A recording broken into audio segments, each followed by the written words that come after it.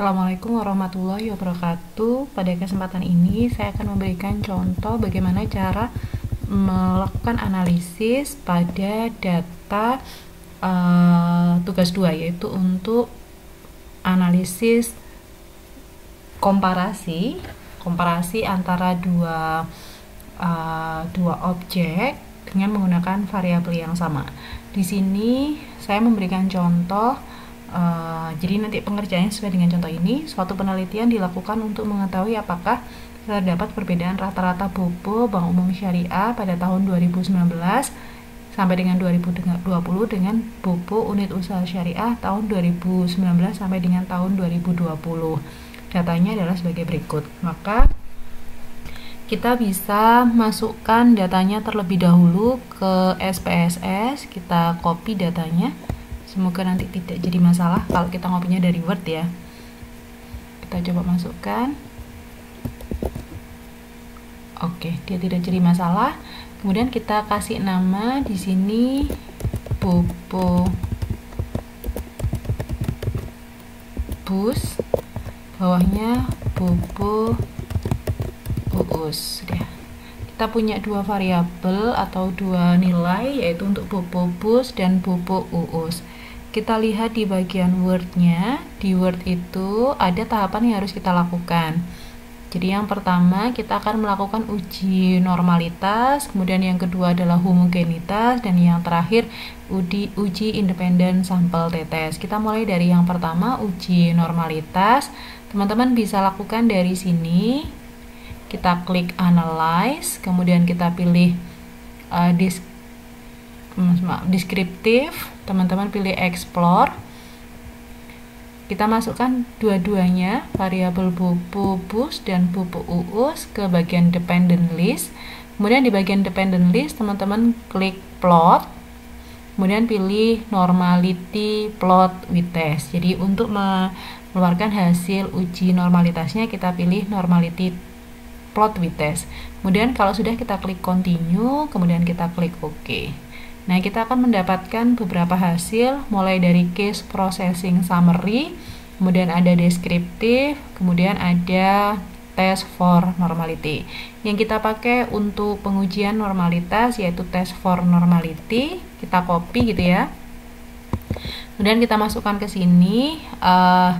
Di test for normality kita mendapatkan dua hasil. Di sini ada hasil Kolmogorov-Smirnov test dan ada hasil Shapiro-Wilks. Sebenarnya pengujian normalitas yang mau kita pilih boleh Kolmogorov atau Shapiro, tetapi yang jelas adalah yang mengakibatkan data yang kita miliki itu dia berdistribusi normal. Nah, untuk pengujiannya biasanya kita lihat bagian sheet ini, kita bisa beli warna biar nanti enak.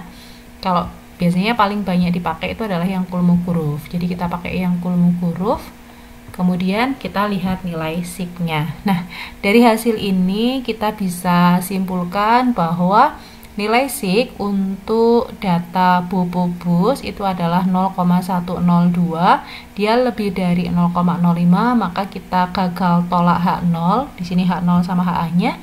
Dan dapat kita simpulkan bahwa BOPO BUS dia berdistribusi normal. Jadi karena ini 0,102 lebih besar dari 0,05, maka kita gagal tolak H0, kita simpulkan data BOPO BUS berdistribusi normal. Selanjutnya untuk BOPO UUS kita lakukan uji lagi gitu ya. Untuk yang BOPO UUS karena dia nilai sig-nya adalah 0,108 lebih dari 0,05, maka gagal tolak H0 dan kita simpulkan bahwa BOPO UUS dia berdistribusi normal. Sampai di sini, ketika datanya sudah dipastikan normal, maka kita bisa menggunakan independent sample t-test untuk pengajuan selanjutnya. Bagaimana caranya? Jadi kita masuk ke data. Untuk pengujian independent sample t-test, data yang kita miliki harus kita masukkan dalam satu kolom. Jadi kita copy dulu seperti ini, teman-teman bisa klik, kita pakai shift panah bawah aja, turun, kita copy gitu ya, kita taruh di kolom ketiga. Kemudian kita kasih kode 1. Jadi teman-teman boleh ngasih satu-satu gitu. Kalau saya suka saya copy gini, kontrol klik kanan copy, kemudian saya blok baris kedua sampai baris ke bawah, kemudian klik kanan paste, sehingga dia akan berubah menjadi kode 1. Selanjutnya untuk pupuk US kita copy, kita shift panah bawah, kita copy seperti ini, kemudian kita taruh di bawahnya, kita kasih kode 2, kita copy, klik kanan copy, kemudian kita blok ke bawah, kemudian klik kanan paste, sehingga kita sudah dapat data yang sudah kita gabungkan dan kemudian kita kasih kodenya. Kita kasih nama, teman-teman klik variable view, pupuk gabungan, ini kode. Nah, kalau untuk ngasih kode biar kita tidak salah, teman-teman bisa klik bagian values, klik yang bagian non, nanti di sebelahnya akan ada kotak warna biru, kita bisa kasih nama. Value 1 itu adalah punyanya BUS, dan value 2 itu adalah punyanya UUS. Kalau sudah kita add, kalau sudah kita klik OK. Maka nanti kalau teman-teman mau lihat perubahan dari valuesnya, bisa klik data view, kemudian di bawahnya help itu ada kayak angka A1 gitu ya, nanti dia bisa kasih nama BUS dan UUS. Baik, selanjutnya uji independen t-testnya. Teman-teman masuk analyze, kemudian pilih compare mean, kita pilih independent sample t-test. Nah, di independent sample t-test, data yang kita masukkan adalah data pupuk gabungan, kemudian kode kita masukkan ke grouping variable.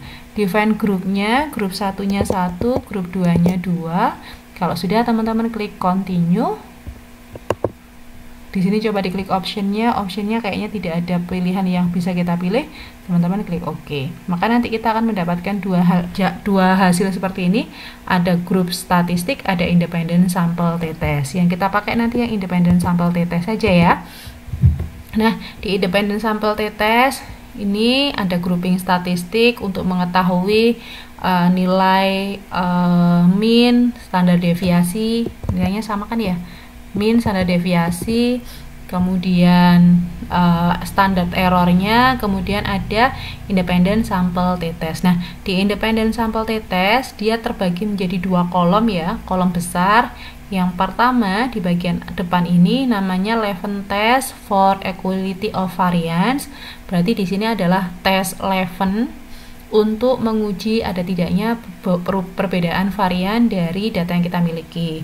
Kemudian yang di sebelah sini ini adalah t-test for equality of mean, yaitu adalah uji T untuk melihat ada tidaknya perbedaan means. Nah, di dalam proses pengujiannya kita uji terlebih dahulu, yaitu uji homogenitasnya. Di uji homogenitas ini teman-teman lihat bagian sig. Di sig itu nilainya adalah 0,969, lebih besar dari 0,05, maka gagal tolak H0, dan kita simpulkan bahwa variannya homogen, sehingga pengujian dapat dilakukan dengan menggunakan baris yang pertama.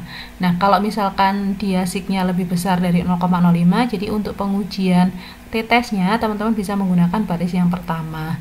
Namun apabila ternyata pada saat pengujian level test for equality of variance nilai sig yang diperoleh kurang dari 0,05, maka teman-teman bisa menggunakan pengujian di baris yang kedua.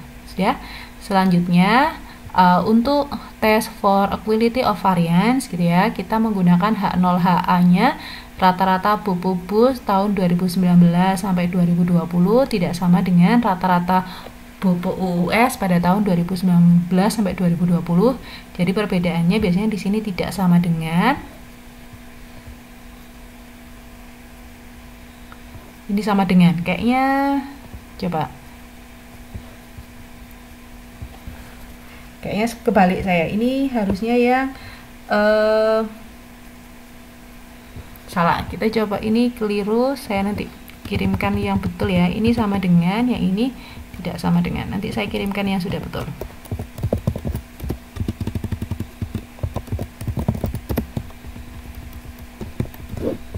Gitu ya.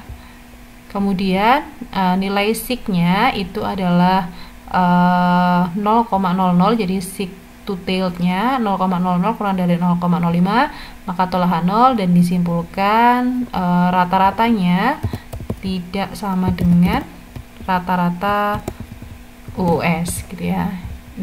Jadi ini cara pengerjaannya. Nanti teman-teman bisa lihat di file ini, nanti saya kirimkan di Google Class, jadi biar nanti teman-teman bisa lebih paham.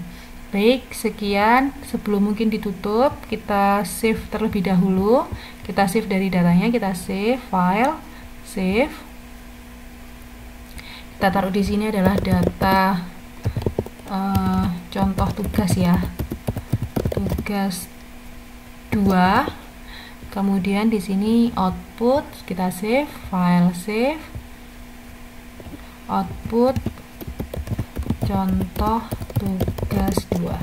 Baik, itu sekian dari saya. Nanti saya kirimkan file yang sudah saya perbaiki di sini ya, karena ternyata tadi ada kesalahan di dalam proses saya menentukan H0 dan HA.